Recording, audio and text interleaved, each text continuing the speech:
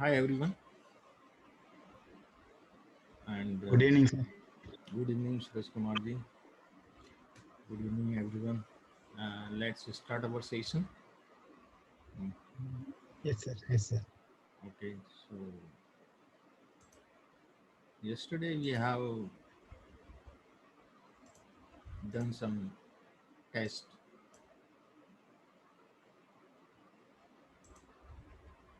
uh,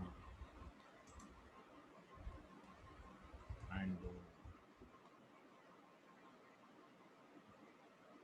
the gender up to gender. I think we have completed this.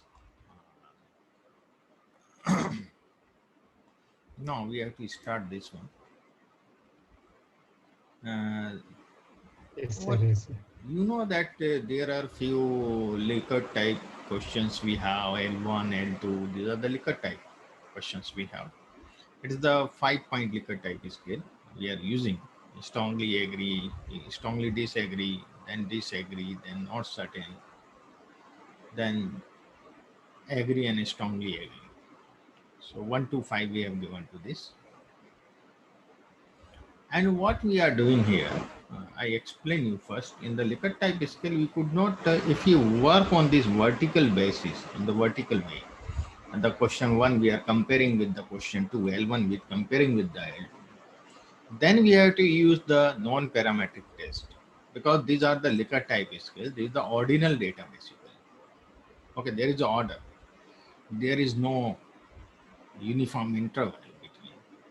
But if we make a factor of this, we take the score of few questions altogether, and when we do the factor analysis of this, and we got that their covariance are same. We see the covariance of them, and if we see the good covariance, then we convert them in a factor altogether. Suppose the L1 to L4, hypothetically we see that these questions are in one factor 1, and from factor 5 to 8 is these are in factor 2, and 9, 10 in the factor 3. So we have three factors here. So what we are doing, first we take the score of these four questions, then these four questions, then these two questions. So we make three factors. How we make three factor, I will explain you. So we are using here MD1 new data frame I am taking, which is from MD we have the data set, and L1, L2, L3, L4. I am separating this from the data frame. Okay, I have to run from, since I just clear all outputs and I run this, and I run this, I run this also, and now we come to that. So what I am doing, I am making one another data frame with the name of MD1. So if I show you the MD1, so this is like that. L1, L2, these are the only four variables we have, the L1 to L4. Now what I am going to do with uh, this LD1 to LD4. So,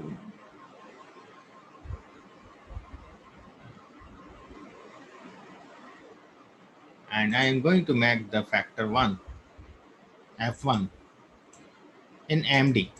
MD we have four questions, L1, L2, L3, L4. MD we have all questions. So in MD I am adding this factor 1. And how I am getting the value of this factor 1? So I am doing the MD1 which I have converted now. I have taken only four variables.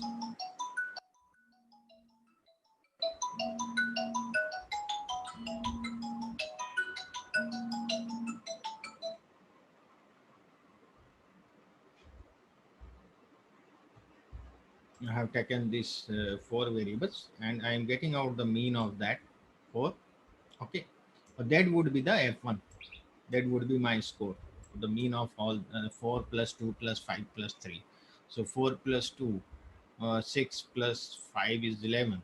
11 plus 3 is 14. 14 divided by 4. So whatever I will get, that would be my F1.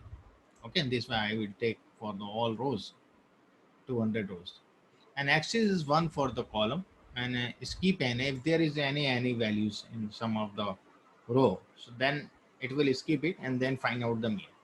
Okay, so I run this. Now I will show you the MD. You see there is a F1 with the score I have got. Does that make sense to everyone? Yes, sir. Okay.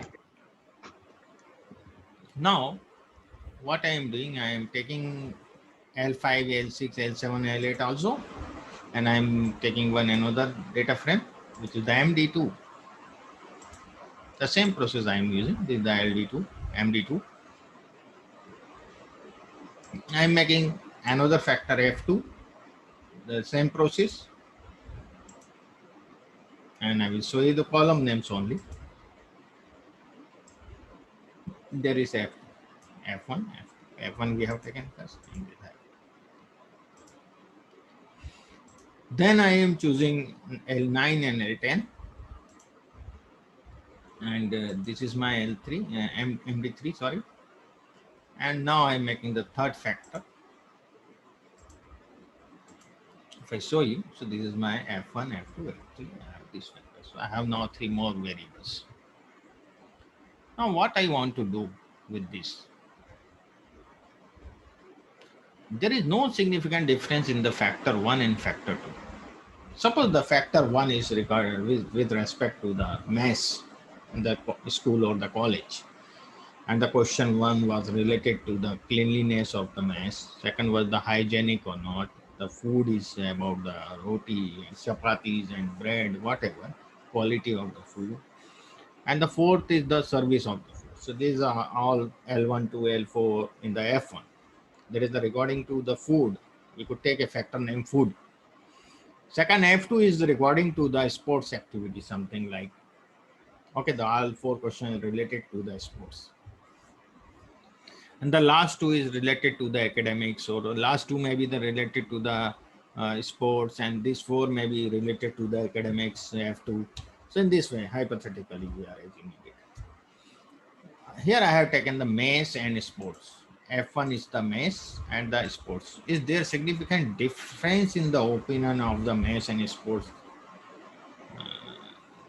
What the school is providing the services, like, is there significant difference in the mass and the sports? So we see it is the same students are going to the mass, same students are taking part in the sports. So it is a, whether it is dependent or independent. Can somebody tell me? T-test I have explained you earlier.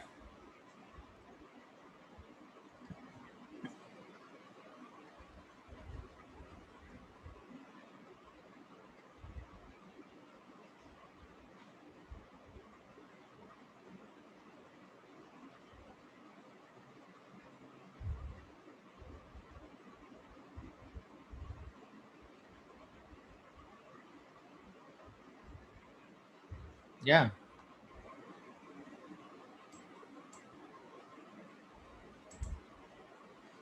dependent. Okay.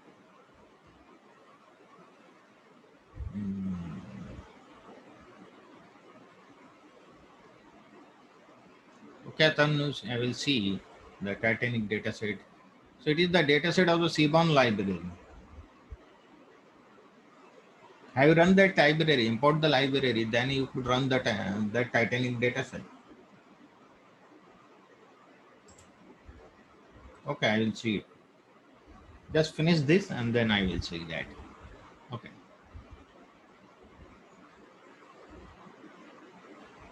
Suresh Kumar ji, Ram Prasad ji is telling dependent. Suresh Kumar ji is telling dependent. What do you say, Mariam? Whether it is dependent or independent? Yeah.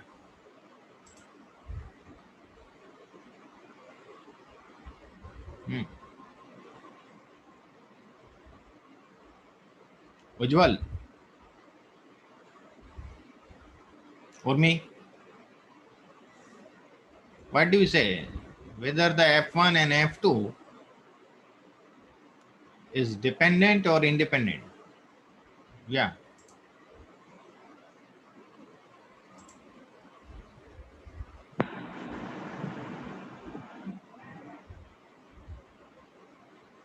Sir, yo, yo. please repeat.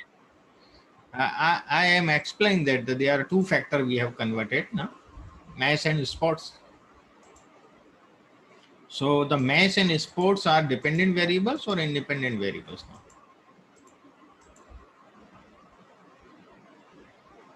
now? I have no idea, sir, because I was not present yesterday and I didn't catch you on the first. Sorry, sir. Okay, no problem. So Urmi is telling that independent. No, not it is not independent. These are the dependent because the same students are, and the test is applying the mass. The same students are going to the mass, and they are also going to the. They are taking participant. Uh, they are participating in the sports also. Okay, so this is the dependent. No, both are dependent, mass and sports. So I will take the states dot t test underscore relation relative. So relative means the dependent, related, both are related. A for maths and the B for sports.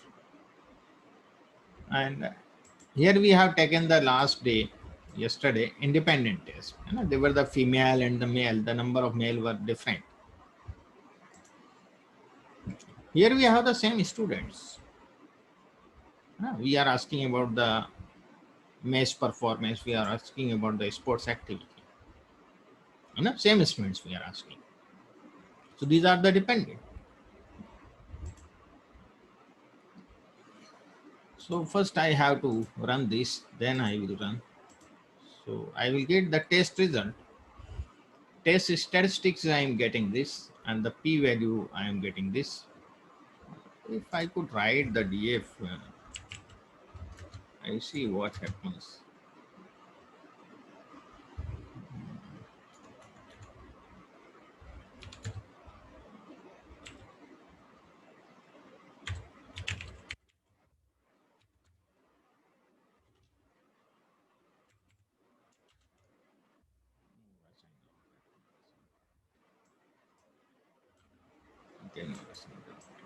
Okay, I will see that.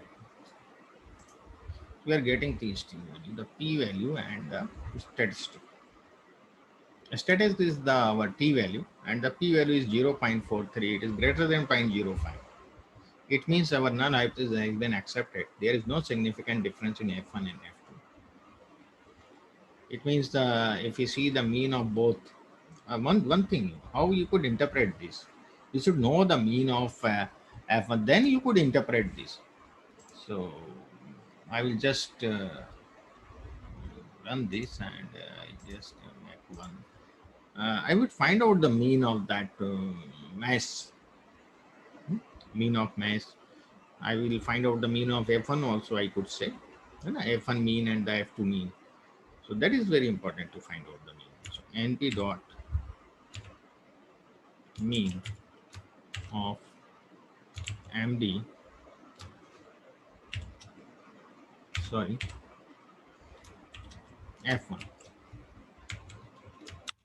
So it is the 2.97. Okay, that is the mean of F1. And if we see the mean of F2,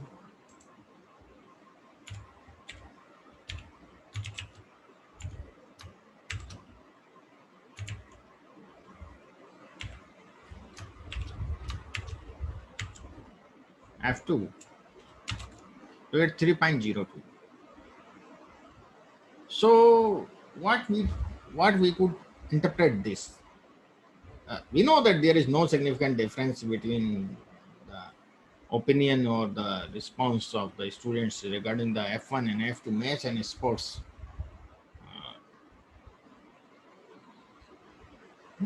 department, they have the same opinion for the both department. But what is their opinion?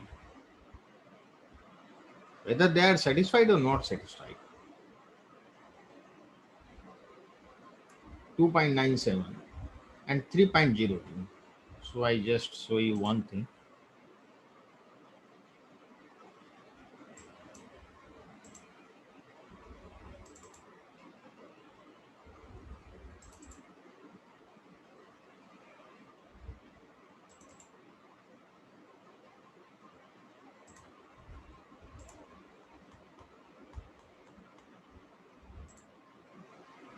Look at here.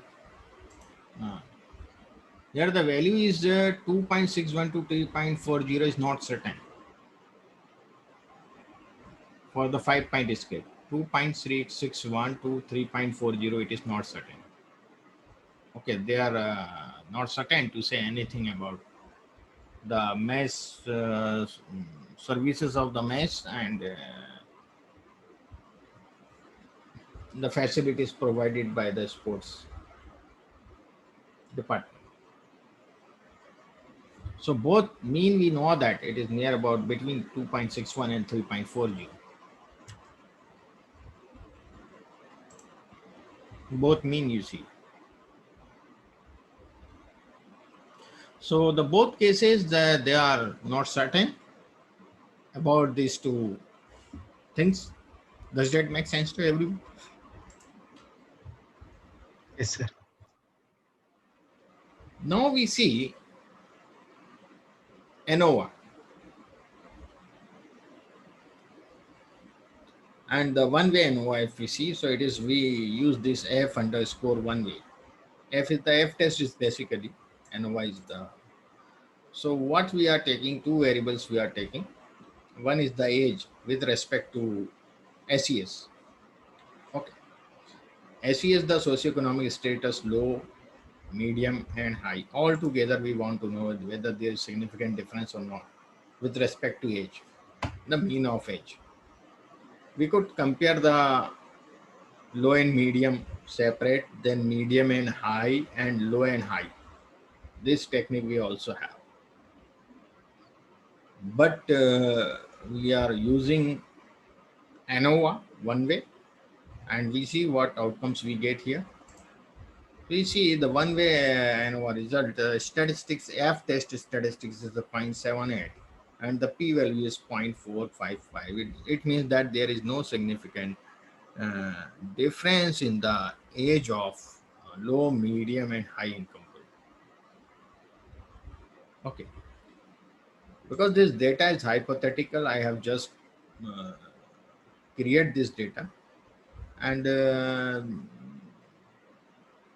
if you compare with the income, you will get that there is a difference. There is a it is not accurate data. I have just made it randomly. So this is the age and income has a correlation. If I have to find out, so I will get the 003. There is no correlation between age and income. Now we see chi-square test of independence, and as I explained you in the PPT, and can be used to examine this relationship. The independence test of independence can be used to examine this relationship. The null hypothesis for this test is that there is no relationship between gender and SES. So first we have to make a cross step. The table we have to make the gender, the index are the gender, the index means the row side, and the columns are the SES. So just I make this table and I will show you, you could better understand this. So it is the index and this is the column. Now what I will do, I will find out the chi-square value, I will find out the p value, I will find out the degree of freedom. Okay, I will find out the expected also frequency. And the function is states dot chi-square chi2 underscore contingency m table what I have developed here. And the message I would like to write here, the test statistics in the curly bracket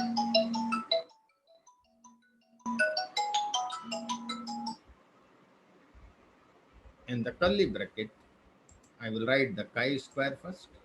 Format, I am using the formatting. And the second bracket, I will write the p-value. And the third bracket, I want to use this dd of whatever I get the value from here. Chi-square p and dd of. And also I want to expected, I am demanding. So expected, I want to know that. So I run this, you could better understand. Uh, Test statistic, you know that it is, I have given this, and then I have taken the forward slash, not sorry, the backward slash, then it will for the next line, np dot value, np underscore value, sorry. This is the, sorry, this is our backward slash, and n is for changing the line, and p is there, p value, and this is what I have got through this is written here, the degree of freedom here. And these are the expected table which we have created yesterday. We had this the actual one, observed frequency, this is the expected frequency. Okay, so this we have got here. It is not in the round, so okay, it is in the decimal because it is not round up. So this we are getting here. So the p value is 0.93. It means what does it mean? What we have taken, there is no relationship between gender and SES. So there is no relationship between gender and SES. It means that the male and female, there is no any discrimination. The that means that the highest SES women are there in that organization only, you know, and the low SES or the medium SES male are there. So it is not there. This great discriminancy is not there. So does that make sense to everyone? Yes, sir. Yes, sir. Yes, sir. And here we see one more uh, test, main Whitney U test. Main Whitney U test we use for the questions, as I have explained you. If we are comparing the two item of the Likert scale, then it is the ordinal data, and the center tendency we will use the mode and median, and we use the known parametric test, chi-square, main Whitney, Wilcox, Kruskal values. So we are using the main Whitney U test between to L1 and L10, whatever I have taken there. Okay.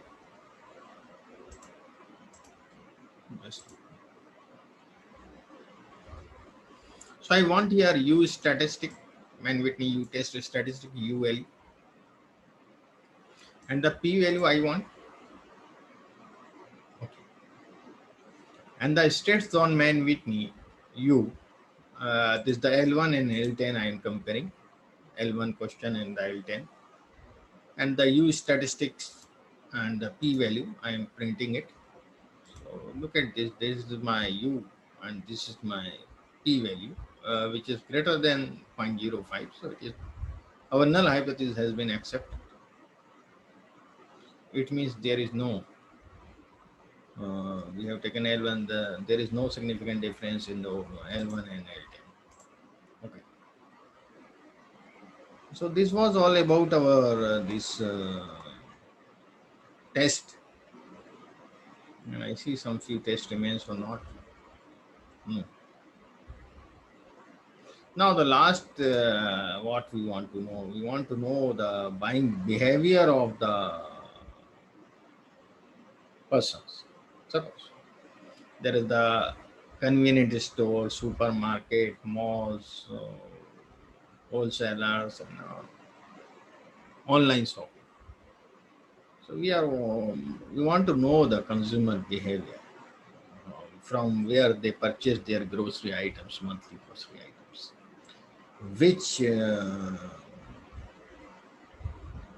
medium they prefer to the consumer.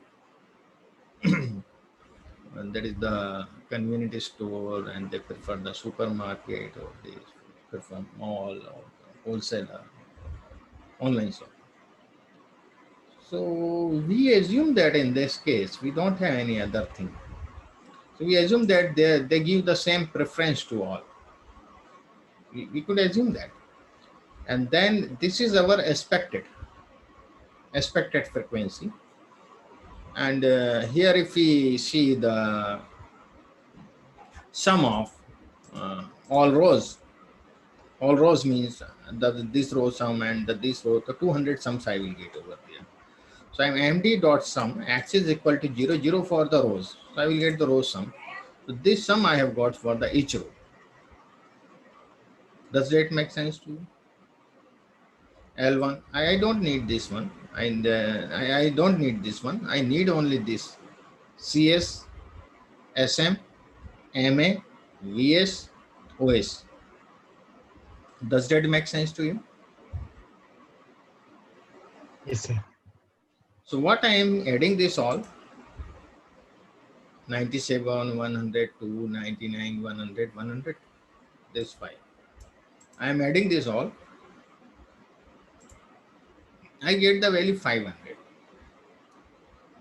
Okay, we have the 200 observations, so we are getting 500 values here because the multiple choice questions were there.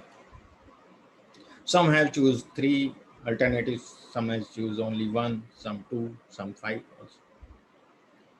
And I am taking the average of this 500. So I have the 5 categories. I have the 5 categories, the CS, SM, MA, WS and OS. So I divide by 5 and I see what is the mean. Fortunately, we are getting the 100 mean. So our expected frequency, the expected frequency, we have 100, 100, 100, 100, 100 for each option.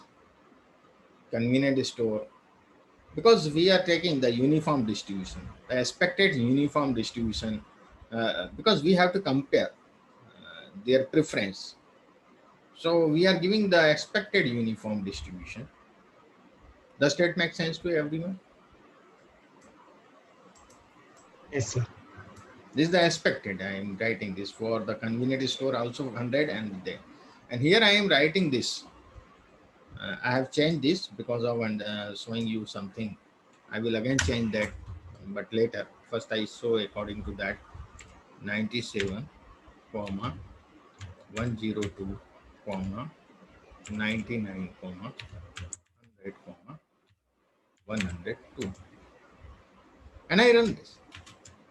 So I will get the power divergence result, the statistics, which is the chi-square value, 0.18. The p value is 0.99. So there is no significant difference in the choice, in the consumer behavior. All consumer has the same behavior. They are giving the same preference to each option.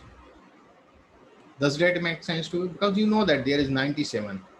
There is very near to this 100, all the values. Does that make sense to you?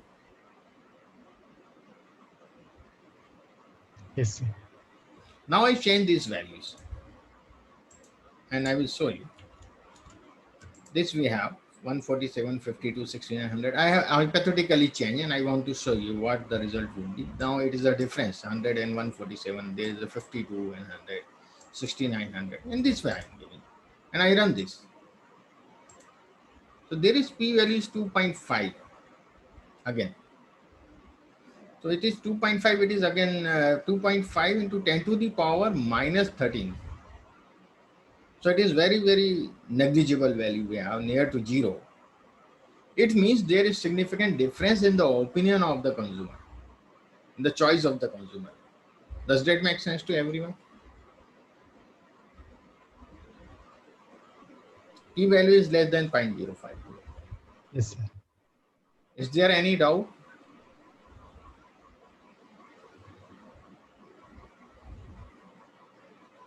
Yeah.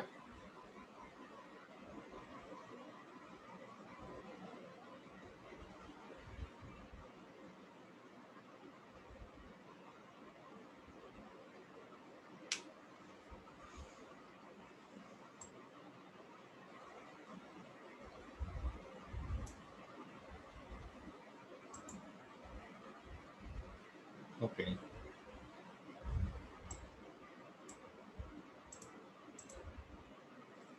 It's clear to all? Okay. Atan was asking about the Titanic data sheet is not working. Yes, So sir. Yes, sir. you have to import that first Seaborn. Simon, yes, sir. I imported already. Okay, you have imported it. And I just write the DF. Other data sets like tips and all that iris, those are working except Titanic. Okay, okay. Just what happened, I don't know. Why my system.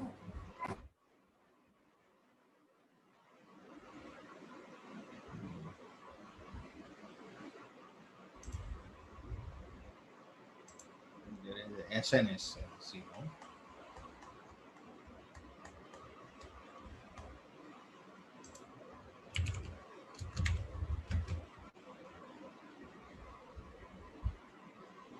Use the function load.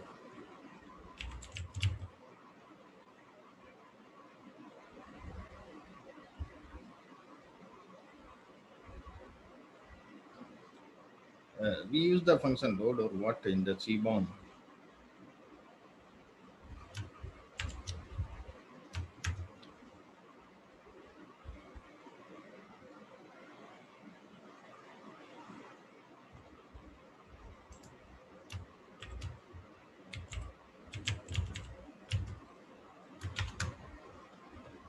Okay. Load is not defined. So sorry, SNS. Dot. So load underscore data set. Yeah, that is the function of Seaborn.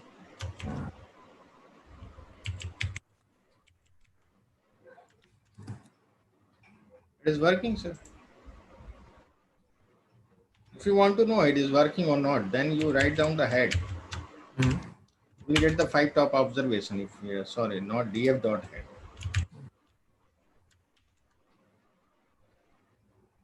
It's had been read by 5.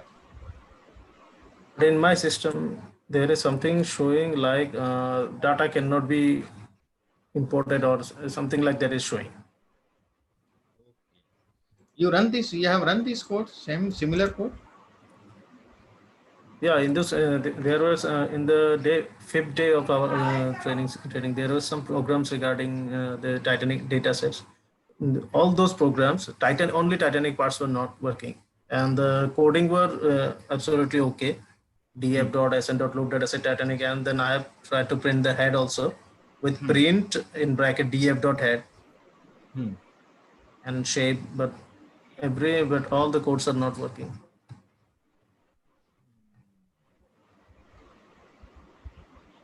There is a data error is showing no columns to parse from file. No columns to pass from File. 5. Hmm. You have written the codes this Titanic Yes, TITANIC in single quote within bracket. within bracket. Yes. And you have called the Seaborn as SNS, SN or SB what?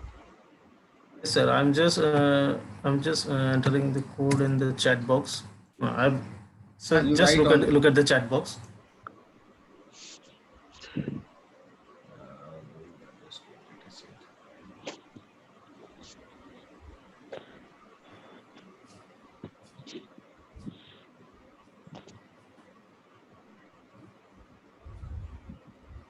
First you run this much, na? Only unto the print df dot head and only up to here you print first what Okay, it I'm is just given. trying. Okay, I'm just trying a separate. Separate you trying this first. Okay, I'm just trying, sir.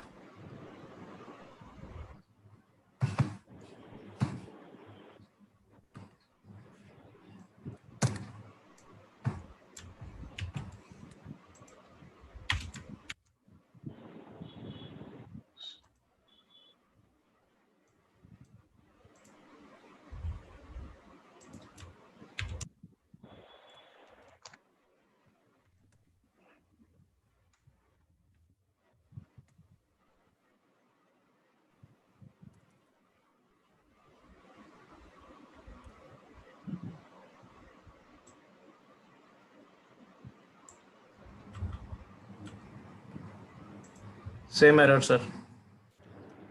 Hmm? Same error, sir. It is not reading your data set. Yes, sir. No columns to parse from file. I've imported pandas as PD, Seaborn as SN, and Matplotlib you also. matplotlib.pyprot is as SPLT.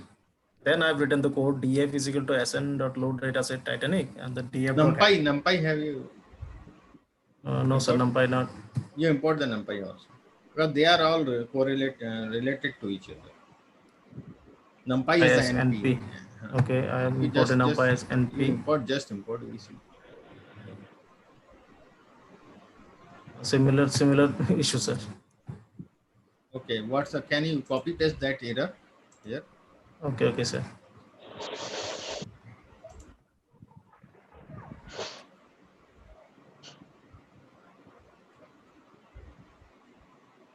That's sir.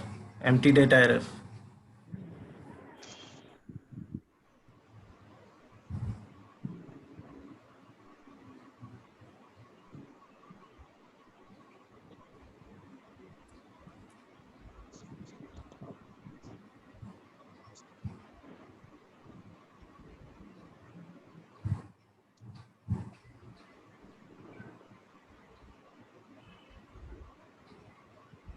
This bar plot is also wrong command you are giving for this bar plot.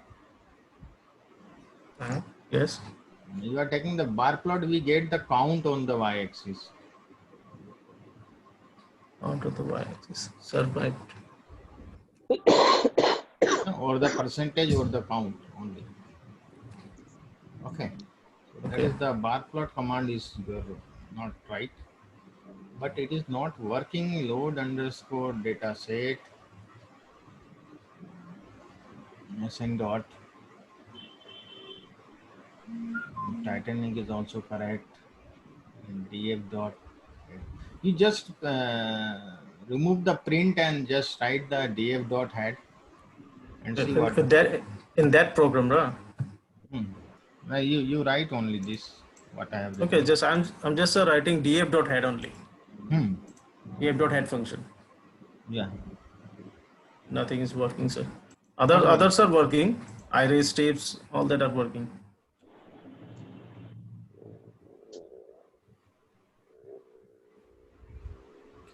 Can you see the data set? How many SNS data set? Yeah, that I can see, sir. There is the name of Titanic. Yeah, the name of Titanic. I've just directly copied that part and then applied, but still there is no result, sir. With the help of print.sn.get dataset names. I've tried that. It should work, but why it is not working right now? What is the problem? You are writing everything right. Your load underscore data set is okay. Titanic.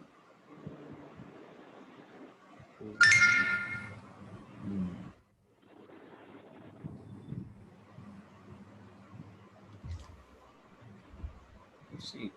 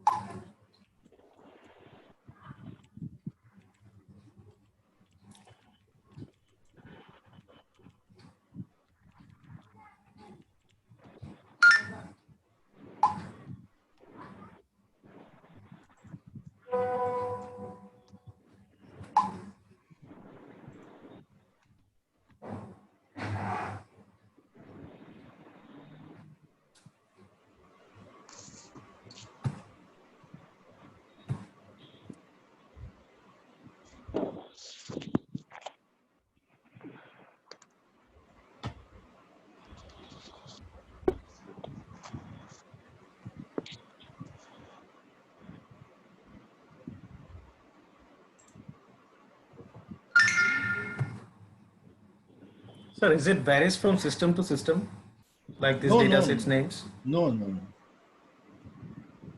There may be some bug over here. We see what the problem you are getting.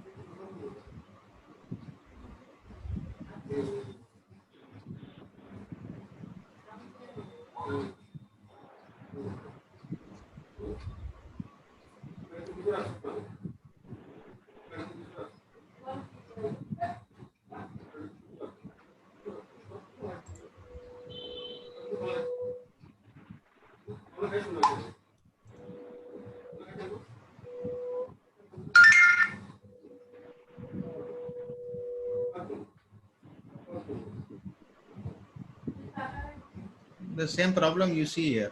Are you getting my screen? Yes, sir. Yes, sir. The same problem, the load underscore data set is not working. Okay. So he's working on the tips, the same seaborn data set. Okay. Okay.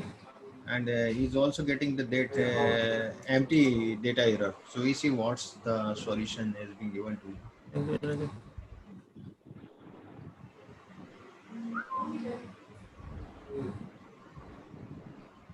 Okay.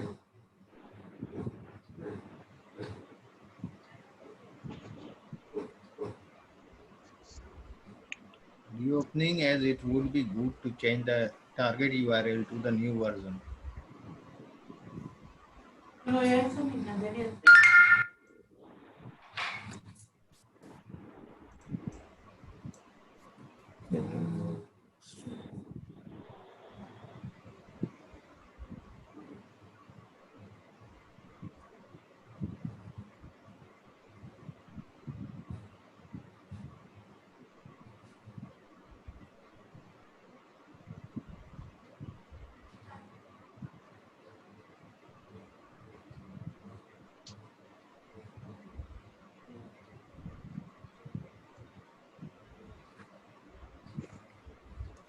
I don't know, sir, if it is working to others' machines or not. If they replied, then I think there will be a common. Okay, somebody is also working on the Python now. Sir, just now I tested it's working on my system.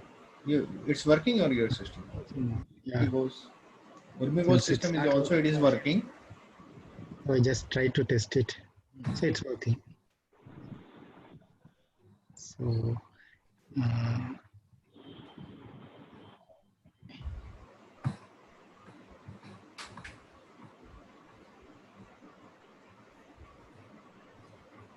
I think you do one thing. Yes, sir. any way to update the Seaborn library? Yeah, that's I am telling. You update the Cbon library first. Sir, how to do that? Yeah. That may Do be you know useful. how to update it? No, sir. If you, it should be better if you just show me, sir. Okay, so you have the Anaconda, no? Yes, sir. I'm using Anaconda. I think Jupyter Lab.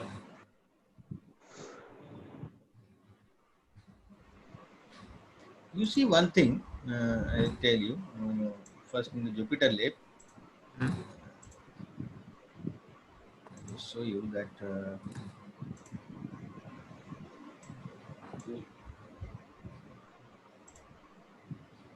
that's not this one. Here you see there is a terminal.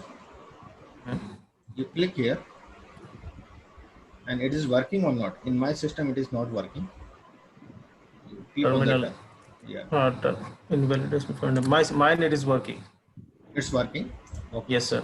Then what you do? What you are getting over there on the terminal? Some Windows PowerShell, copyright C, Microsoft Code version of right result and all that. And The path is there. See users and my documents. just show you like something like that. Yes, sir. Yes, sir. Yes, sir. Something like that is showing. You write there Ponda. Okay. Install keyboard. Then enter.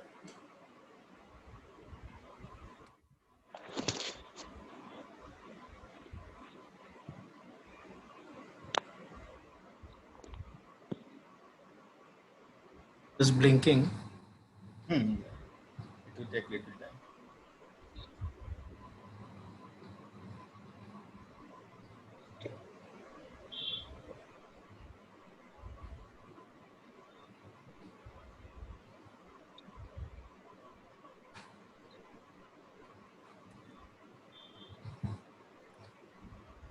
It is working or not? Yeah, is it currently collecting package metadata? Okay. Because I have Python here. I have Python and Conda both now in my system, but I am working on Python at this moment.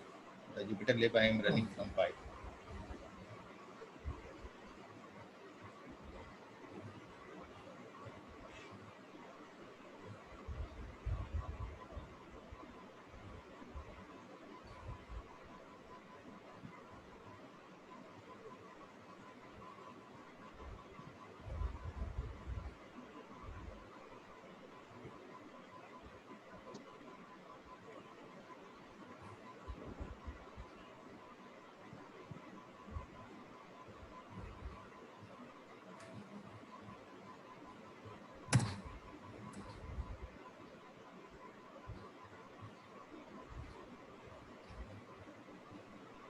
Now a lot downloading Python, C1, Conda.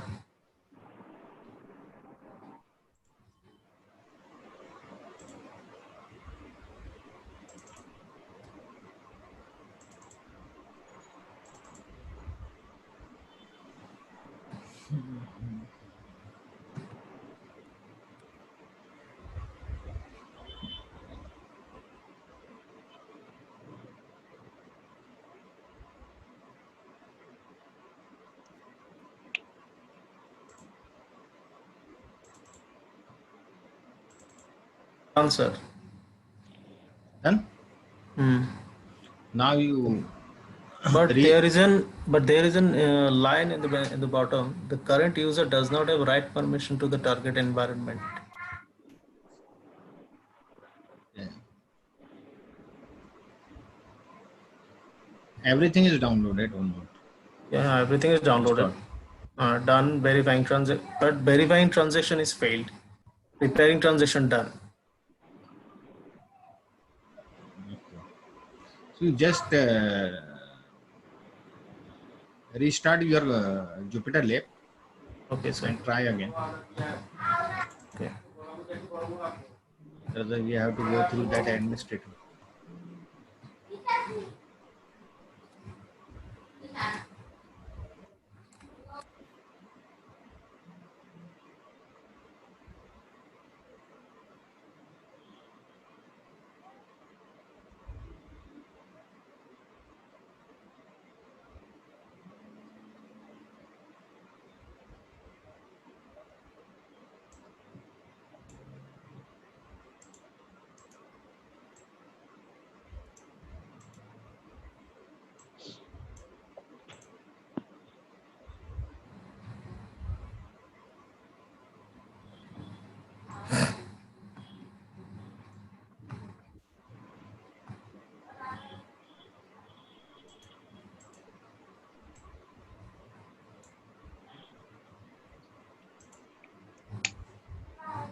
Same issue, sir.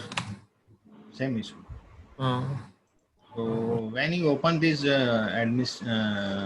command prompt, hmm. so what was there? Like I am in C in the my command prompt is the Windows System 32.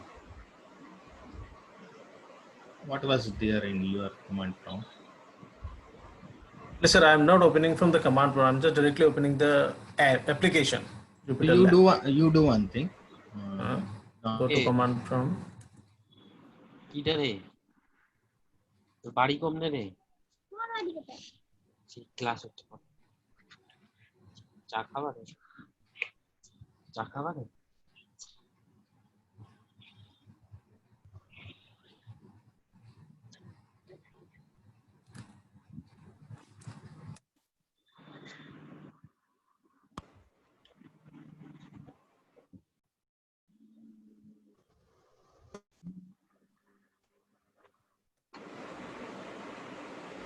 Hello. Am I audible to you? Yes, sir. Yes, sir. So are you getting this my taskbar? Oh, start menu. Okay, sir. Yes, sir. I'm getting. On the right click on the command prompt. Hmm. Then Run run as as administrator. administrator. And you will get in this way, the same window. Here you write Conda install. Seaborn.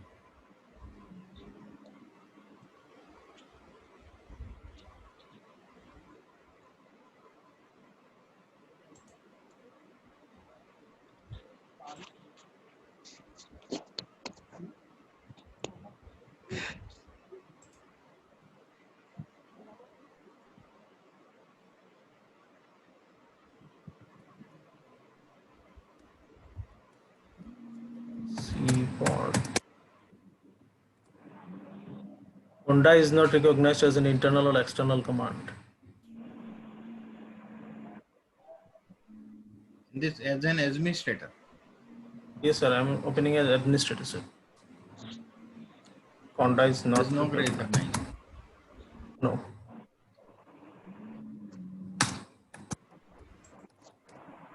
Tell you some more. Sir, may I say something? Yeah. Sir, you please try that pip install Seaborn. But his Yeah, Anaconda, I think. pip will run, no problem, sir. Okay, you try pip install Anaconda. Oh, sorry, pip install Seaborn. Sorry. Install Seaborn. Same pip is not recognized as an internal or external command. Same. Yes, sir. Same.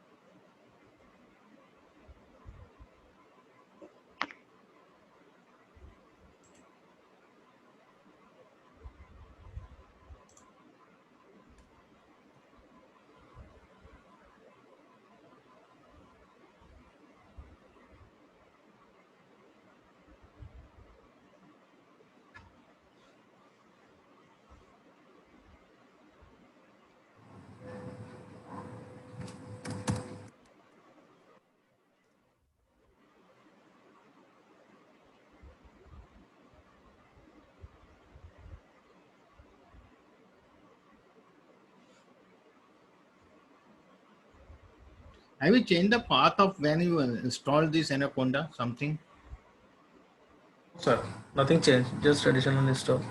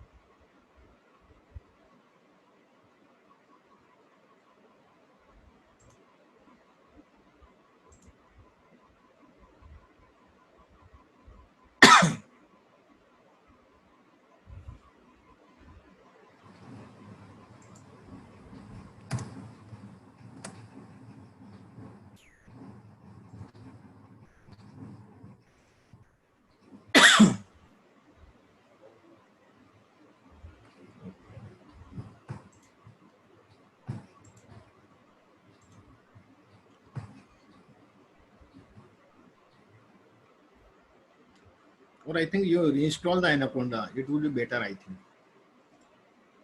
The all files will come together. The Seaborn and the every packages. There may be some files has been There may be deleted some. from the Seaborn. Why it is not installing that, I don't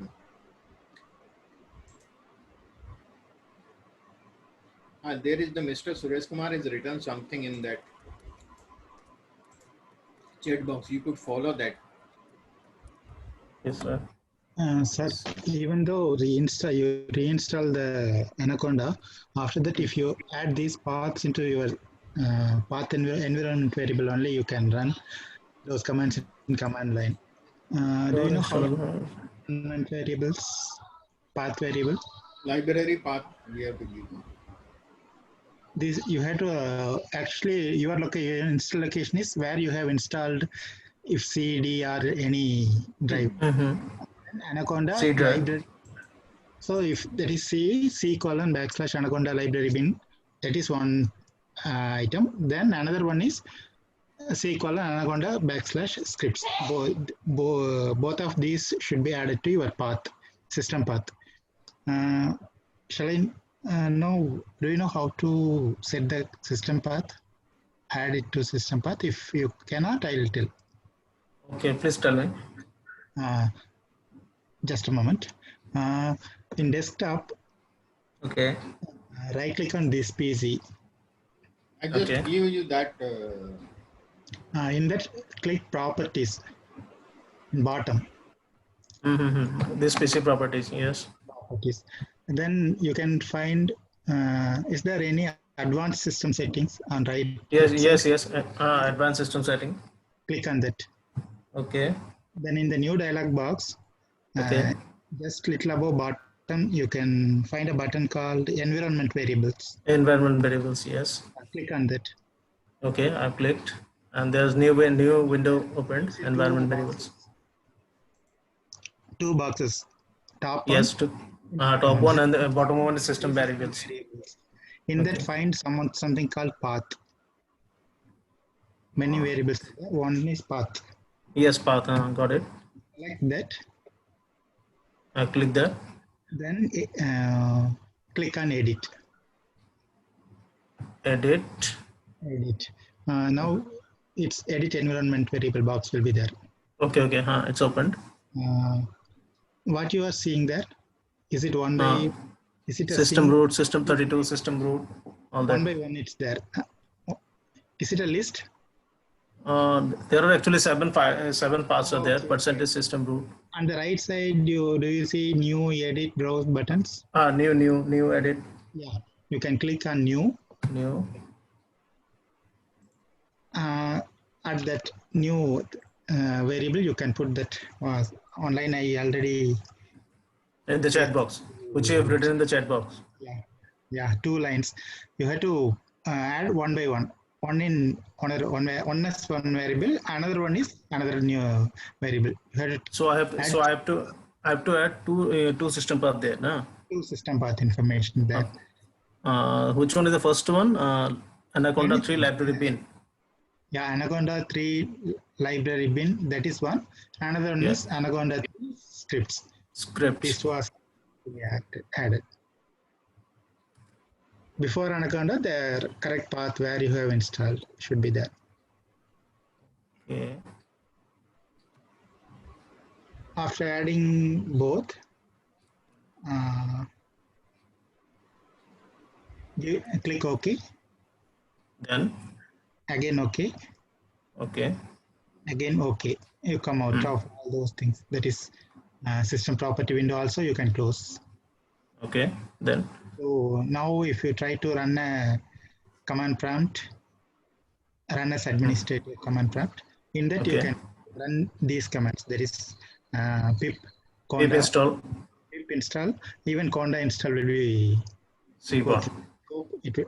Conda will be okay on command prompt. Okay. Thank you. Okay, let me do that. Okay. Thank you. Is it running? No, I'm just doing that just now. Yeah, please.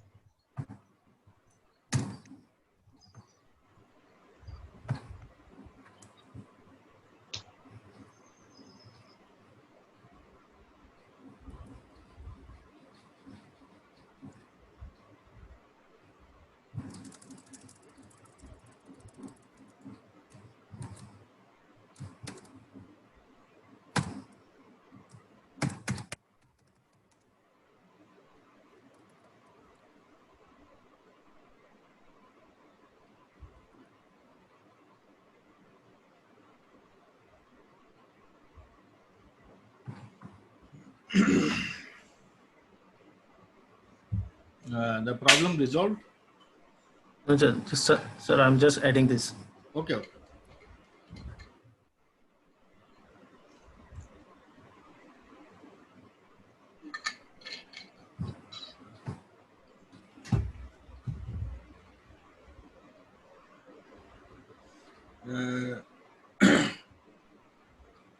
Let's start our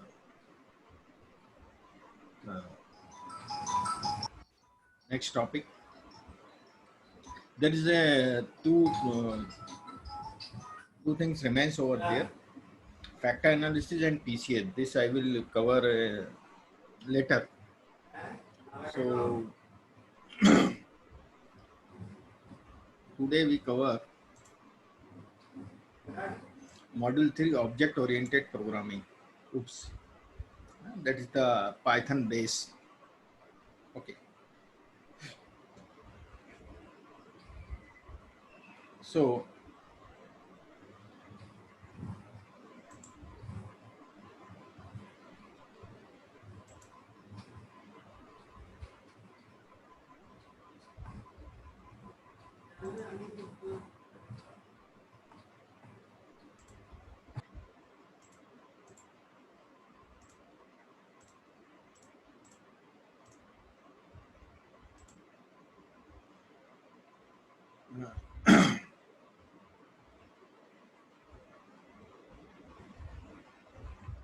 I will explain what does it mean by the object oriented programming.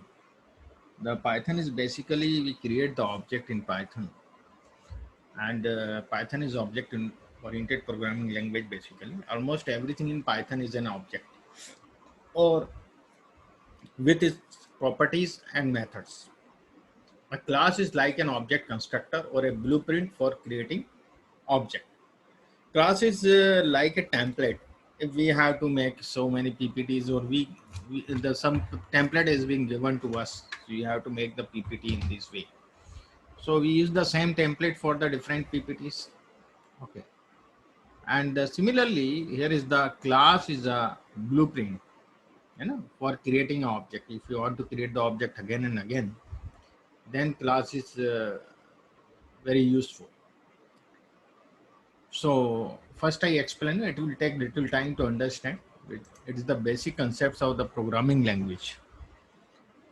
So it is not directly related to data science, but in later sometimes we require these things. Okay, in the machine learning part when we go in deep. There are two things in oops. One is the create object class, and then call the not create class and create object. Okay, two things are there. First, I am creating a class, so we have to use the keyword that is class. So this class keyword I am using, and I am giving the name to this class is my class. Okay, it is name given by me, and I am writing x equal to 5 in this class.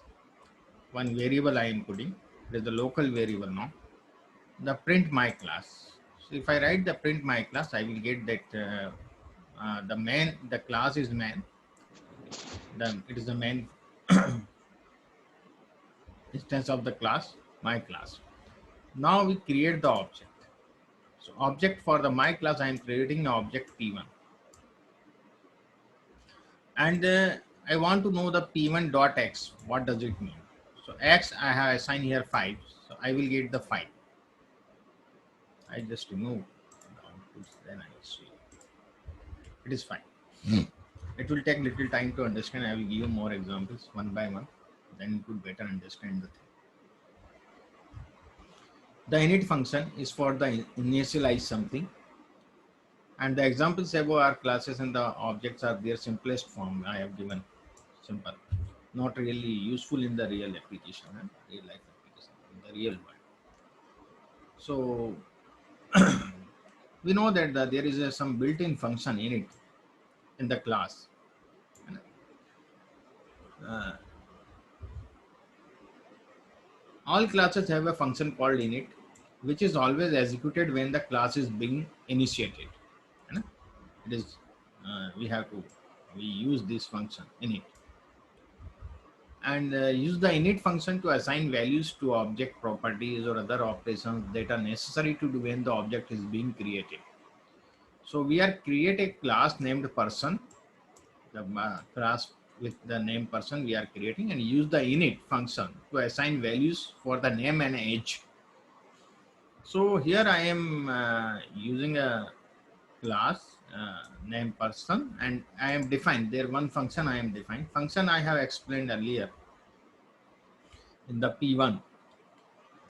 And if you are defining a function separately independently, then it is called a function. If you are defining a function in class, then it is called a method.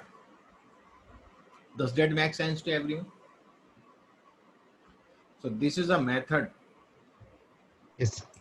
So here we are using init, that is the basic function of the class, and there is a one variable which automatically will write up, but here is not in the Jupyter, but if you write in Python, the automatically it will give a bracket with self. Then you could write the name of other variables what you want, and the name of the assigned values to name and age. So these two variables I am taking, name and age, and the self is our default in init we have to take. Then what we'll do, we will self dot name we will give this, and the self dot age we will give this. Now I am creating an object. I have created the class here. Okay, and using the init function, this process has been finished now. Now what I am doing, I am creating the object P1. P1 is the object, the class is person. In this class I am creating an object. The name is John and the age is 36. Okay, name and age, two things I am writing.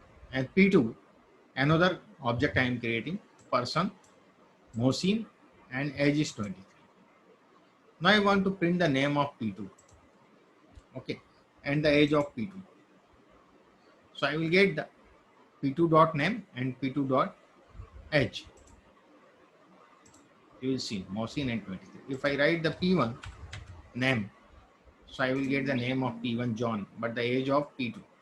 If age of P1, so I will write the P1. So I will get the age of P1. So in this way, I could call the things through the class. This is the very simplest form. Now the object method I am going to tell you. Object can also contain methods. You know? And methods in objects are functions that belong to the object. So we create a method in person class. So this is the same thing what I have written up to here. That is my function.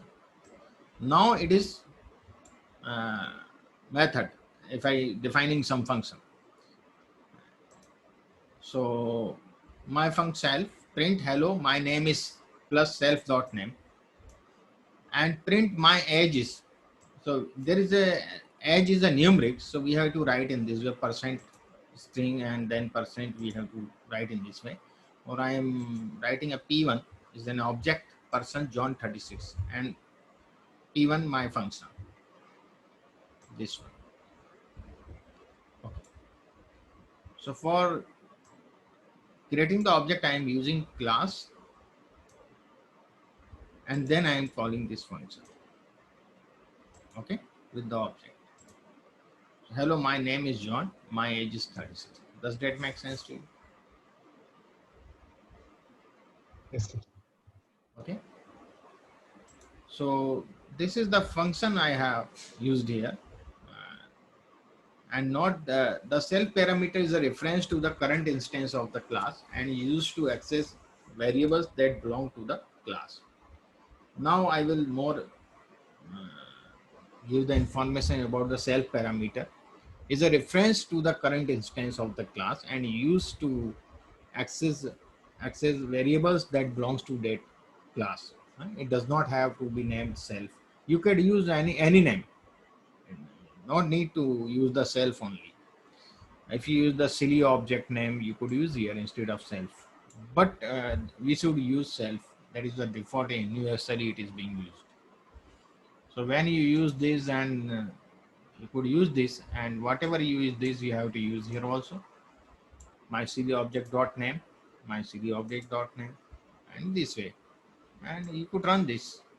Okay. So you could take some other name also, but we should have to use the self. It would be better. Modify object properties. If I want to modify the object properties of the P1 age, I want to modify Instead of 36, I want to modify the age 40. So I could modify it. So it would be modified, the 14. Now the age of P2 is P1 is 40. If I say that it is the P1 I have written, P2. So P1 I will write here. It is 40 now. So we could modify the object properties. Delete object properties. We could delete the object properties. P1 age. Delete P1 age. So I just delete the P1 age. So if I want to print, then it will give me the error because the age has been deleted for the P1. The person object has no attribute age now. Okay, so it is deleted now. Suppose I want to delete the object P1. P1 object is what? P1 object is this John 36. I want to delete this object. So del P1. Here I have deleted the property only of that object. There were two properties, name and age. So I have deleted only age. If I ask about the name, so it will give me.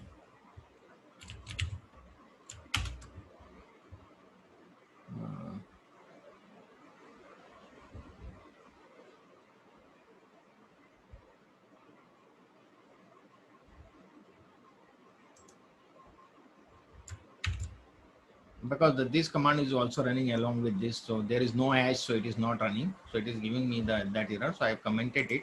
Now you see the name John is there.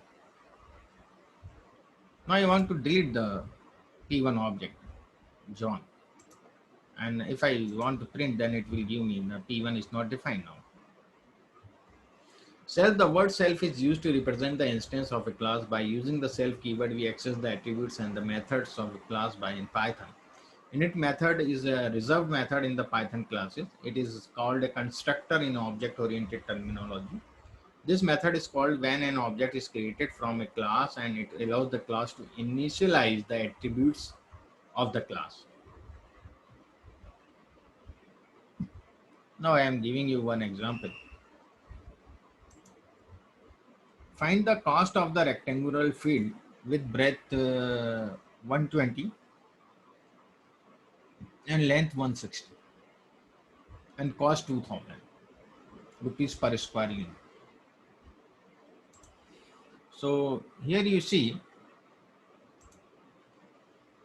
I am giving a class name rectangle and I initiate this through the self, length, breadth and the unit cost. I am just keeping here 100 in default. Oh sorry, 0 in default. Self dot length, self dot breadth and the self dot unit underscore cost, unit underscore cost. Now the get area. First function I am defining here, get area, this is my method. Now the get underscore area self, return self length into self breadth. This I will multiply this, then I could get the area of that rectangle and then calculate cost. So this area I have got here, the get area. So per square unit I will get the 2000 or whatever I want. I will set it later, and I just making this method and the self length for calculate the self dot get underscore area. Area is equal to this is from here, get area, get underscore area, get underscore area, and the self parameter I have given here, the self here, the self here, and the return area into self unit cost. Okay, so I will return here the calculate cost. If I write the function, then I will get the cost, and I will use this formula, and breadth 120, length 160, and 1 square unit cost is 2000. So I am just writing the R. Rectangle is my class, so I will create the object here. So I am creating one object, 160, 120, 2000. This is my object. Now I want the output. Area of the rectangle is R dot this object dot get area. Okay, and cost of the rectangle field R dot calculate cost. So this object have been generated, and now it will, this value will be called here and it will give us the output. If I run this, I will get the area of the rectangle is 19,200 square units, and the cost of the rectangular field is rupees 384000. So this is very important. You look here, the percent string, I have written the square units after this. Here you see I have written the rupees before this. So it will come before that, whatever we are calling the output, and it is after that whatever we are calling the output. Does that make sense to everyone?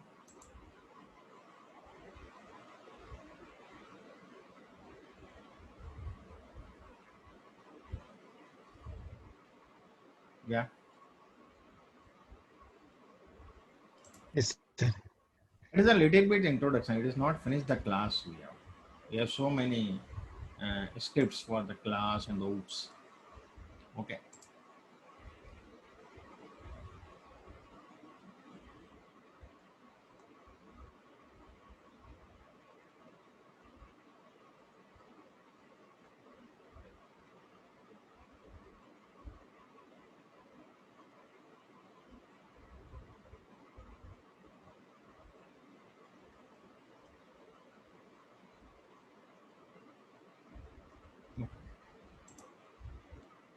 I'll use this. First, we understand the class betterly. Then there is the inheritance, encapsulation, abstraction. We have to understand this everything. But first, we familiar with the class. If you just write the class and pass it, then you don't want to write something now. You don't want to initiate your class now. You want to initiate sometime else, and just we have created the class and pass it. So what will happen?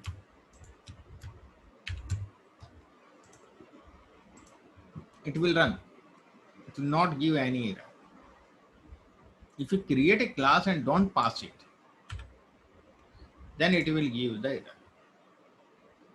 So sometimes if you create a class, just write down the pass keyword, and you could do your own work. And next time you whatever you want to write there, you could do that. Okay, does that make sense to everyone? Yes, sir. Now I am making this along with the employee. I am making the class now employee, and I am initiating it the self and the first name and the last name. First name, last name, and the salary. Three attributes are there. So self dot first name, self dot last name, and self dot salary. Three parameters I am taking, and I am creating first object John, second object Bobita. Employee is the class. I am creating the object John, first name, last name Matthew, and 60,000 salary. Bobita, name, first name. Palmer is a last name, and 45,000 is the self. If I print John Bobita, I will see what I get. So I will get the path of where it is John and Bobita object are placed in our system. Okay, this gives the position of that. And if I print John dot salary, John is my object, and the self you see here is a salary, John dot salary, and the Bobita dot salary. Then I will get the salary of both. So in this way, I could find out whatever I want. I could print from that. Now, suppose we want to give some increment. Okay, and I want to give the increment. There is a two things. One is this is the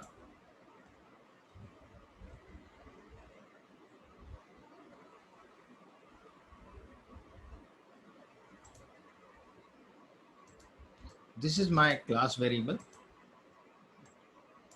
And if I write here, this is my function. Okay, so I will explain you the increment I am writing here in the class. I am not writing here in the function.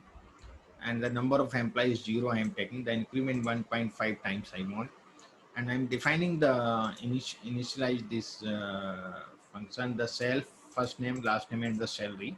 The same function I have taken here. I have just uncommented this 1.4. I will later explain you this. And then employee dot number of employee plus equal to 1. Then whenever I will add 1, so it will get the 1, then 2, and then 3. And then I have defined this function by increase self, and increase, I want to give the increment. So increase function I am defining here, the self dot salary. I am taking the integer, not the decimal numbers. So I have classified the class also, and the self dot salary into self dot increment. So whatever the increment is, I am giving self dot increment. Self dot increment is here. Basically, it should be here, but it is not here. It is the here in the class. I have not explained here. So we see what happens. Print an employee number of employee before, and then I add to our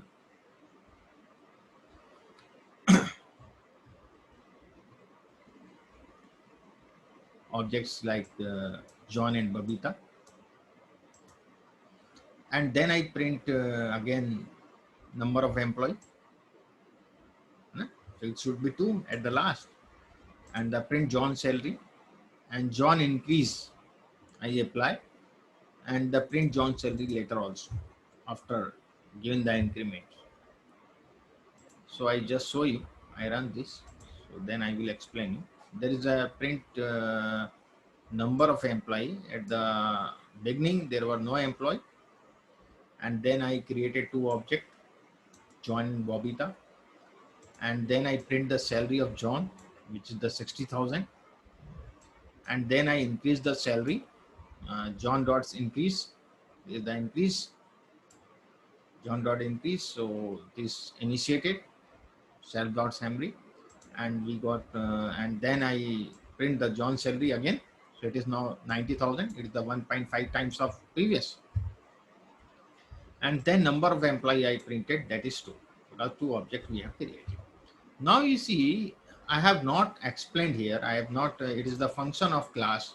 It is the variable of the class, attribute of the class. It is not the attribute of this function.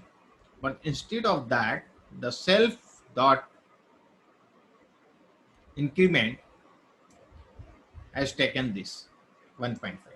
So what it will do, self dot increment first search here in this function. If there is no that attribute, then it will go to the class attribute. Does that make sense to everyone? Hello? Am I audible? Yes, sir. Yes, sir. Does that make sense to everyone? Yes, sir. Yes, yes. First it will search here in the function, then it will go to the class. Okay. If I uncomment this, instead of 1.4, I have given 1.5. Here I will give only 1.2. You could see the difference. Now I run this again. There is 90,000. Now we see what happens. There is 72,000 now. Okay.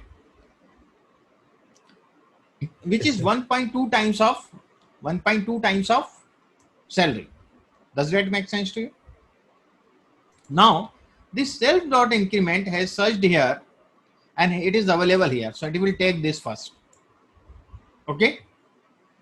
It will not switch to class attribute.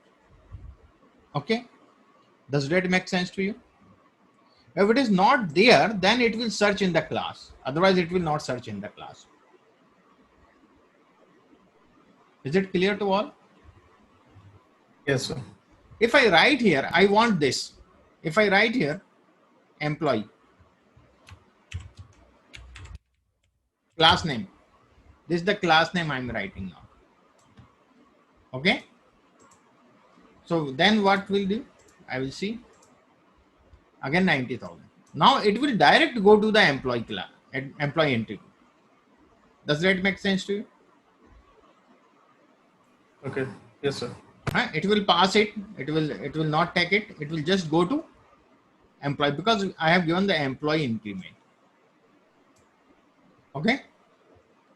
Yes, sir. Yes. If I give the self, then first it will search here in the function, then it will go to the class if it is not available. If it is available, it will give the preference to this self.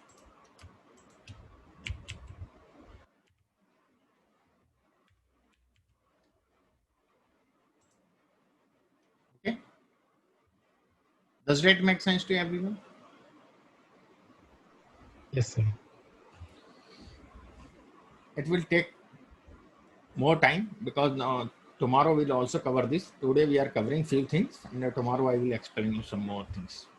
So we see here more 1.5 and this. I explained this. One more, two methods we have, three methods we have in the here. The one is the class method, one is the static method. Okay.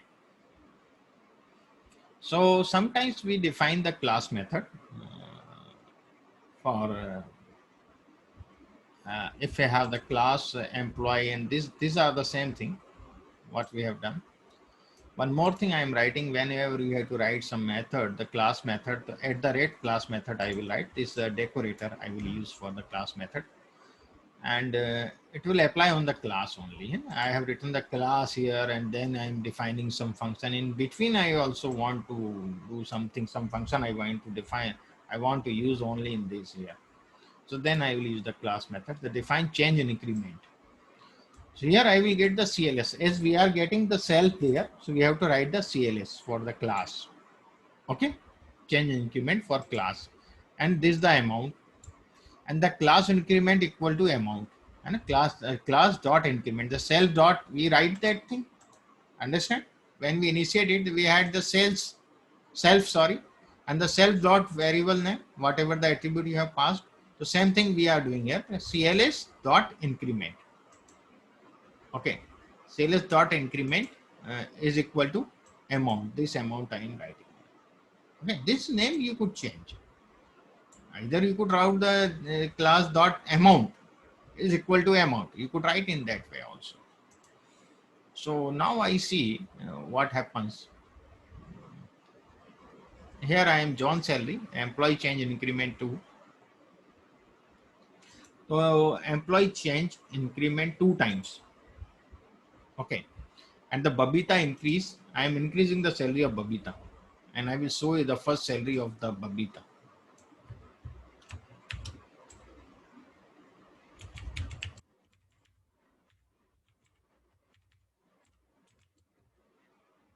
Okay. First we see the salary of Babita, current salary. And then employee change increment 2. Employee is the class. Okay. And change increment, this is my function. Employee dot change increment 2 times. The value is twice. Because we will multiply this now. We'll multiply. You know that the increase we are going to multiply. And the Babita increase and the Babita salary. I just run this. So you will get the 45,000, 90,000. Previous Babita salary was 45,000. Now it's double. If I value change 1.5, if I write, so you get it 67,500. If I write here 3,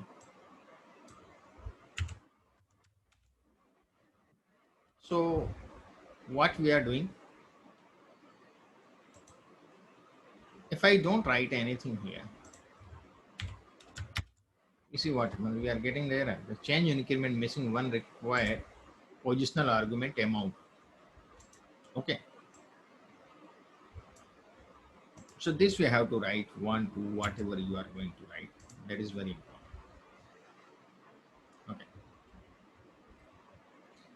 Okay. Here also one class method I am using.